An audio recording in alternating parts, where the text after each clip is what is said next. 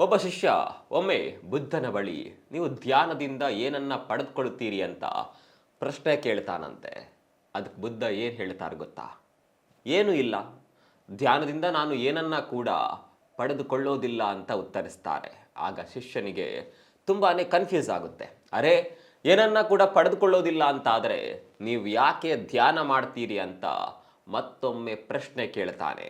ಅದಕ್ಕೆ ಬುದ್ಧ ಹೇಳ್ತಾರೆ, ನಾನು ಏನನ್ನ ಕೂಡ ಗಳಿಸೋದಕ್ಕೆ ಧ್ಯಾನ ಮಾಡ್ತಾ ಇಲ್ಲ.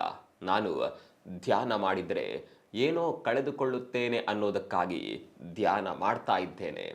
ನಾನು ಒತ್ತಡವನ್ನು ಕಳೆದುಕೊಂಡೆ, ಅಸುರಕ್ಷತೆಯ ಆತಂಕ ಕಳೆದುಕೊಂಡಿದ್ದೇನೆ, ಅನುಮಾನ ಮತ್ತು ಭಯವನ್ನು ಕೂಡ ಕಳೆದುಕೊಂಡು ಬಿಟ್ಟೆ.